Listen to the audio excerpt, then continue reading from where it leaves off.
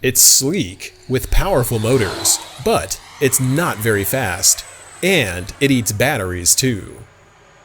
Greetings, I'm John from Two Brothers RC. Hobby Zone sent over the Arrows MiG-29 64mm twin jet. Beautiful little scale airframe, but one major flaw. It eats through batteries and it doesn't have a ton of thrust.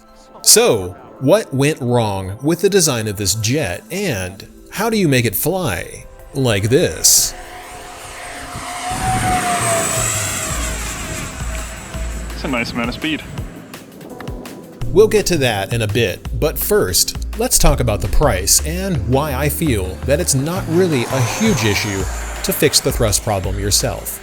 Yes, the thrust should be optimal out of the box, you should be getting what you're paying for, but these are foam airplanes and they are built overseas. Sometimes you gotta do the work yourself to make it right. And the Arrows MiG is an inexpensive project plane at $359, and it has a whole suite of higher class features that you don't normally find in a 64mm jet, like retractable gear, flaps, rudders, and full flying stabilators. So, what does this jet actually need to overcome the widespread reports and personal experiences I've had of poor thrust? Well, all you need is a nozzle upgrade, believe it or not.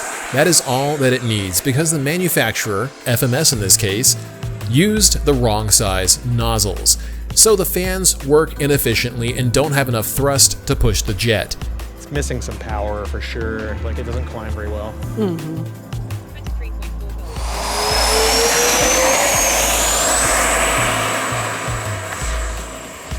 It's quite a takeoff roll.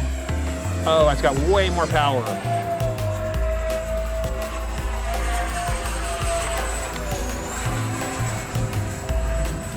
Oh my god, that's such a massive improvement. Way better than it was. Just from nozzles? Yeah, Dang. just way better, because the nozzles were the wrong size. For whatever reason, the guys that, FMS makes this plane for Arrows.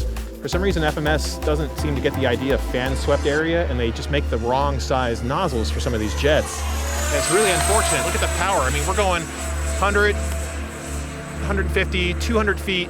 It's not unlimited vertical, but I couldn't do this before. I wish there were some clouds to show this, but this is a way better flying jet now. Good Lord. Thankfully, Kallend on RC Groups made a set of 3D printed nozzles for this jet that fixes the thrust issue permanently. Installation is actually really easy too.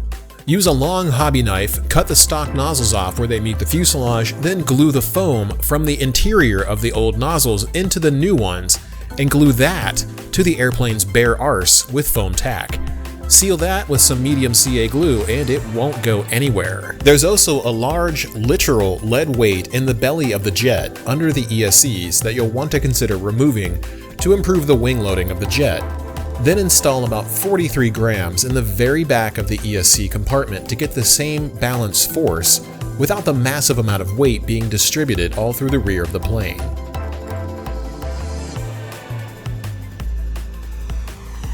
Even in stock form, the MiG flies pretty good.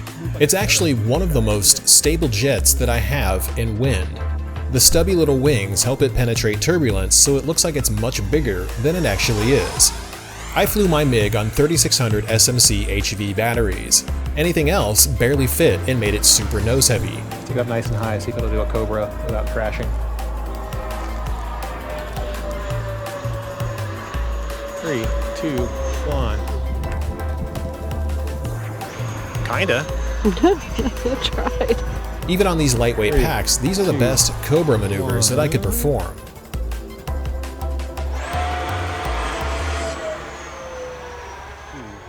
1. Nope. 3, 2, 1. Nope. And that is why the stabilators move and roll, because otherwise it would have crashed. Yep. I would not have had the roll authority to get out of that.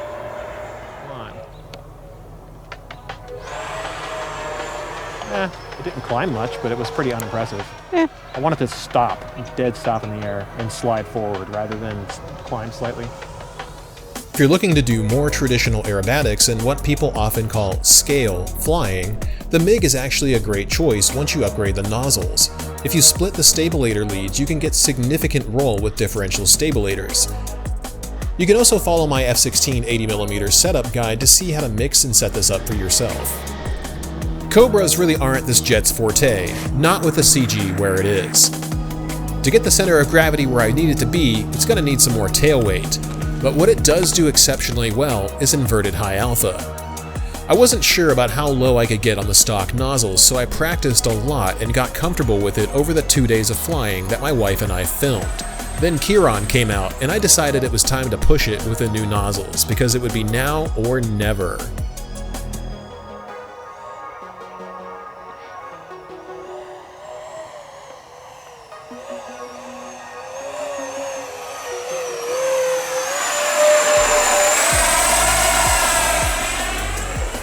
Tell me you got that real good. Oh yeah. Was that badass or what? It was certainly bad. Okay, let's see if I can do regular high alpha with it.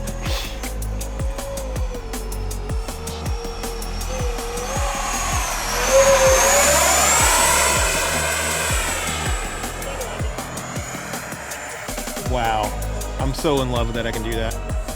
I wish the transmitter would stop complaining now.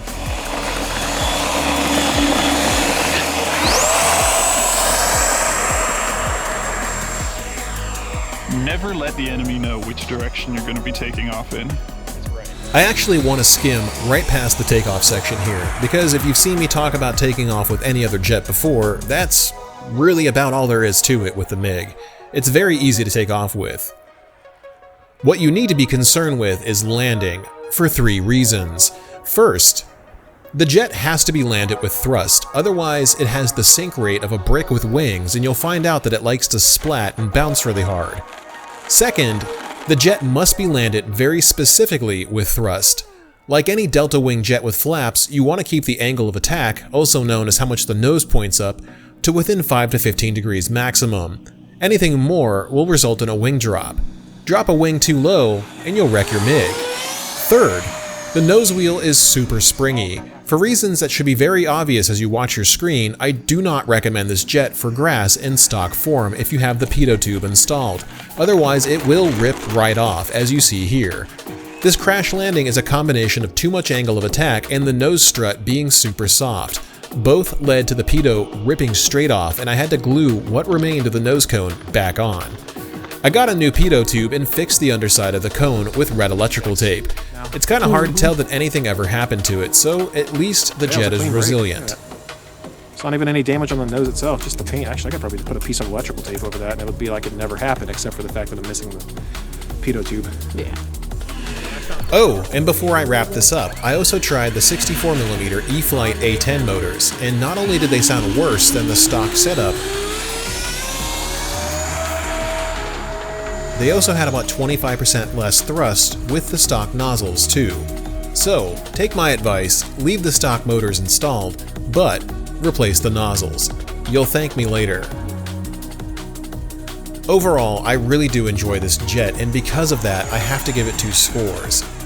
The bouncy nose gear and poor nozzle design knock a solid 2.5 points off. So, in stock form, I find that this jet is a solid 7.5 out of 10. In upgraded form, it's closer to a 9, and is one of my more favorite jets to fly because of how stable it is, how agile it is, and the fact that I can fly inverted high alpha right past my face with it. And if you like what you see, hit up the link in the description and consider picking up one for yourself. Kallend's nozzle upgrade is also in the description, along with a link to the F-16 80mm programming so that you can set up differential stabilators too. And if all else fails, hit us up on Discord and we'll be happy to point you in the right direction for setup information. Thanks for watching, and we'll see you again next time with the X-Fly B1B Lancer. Stay tuned for that one, it's gonna be good.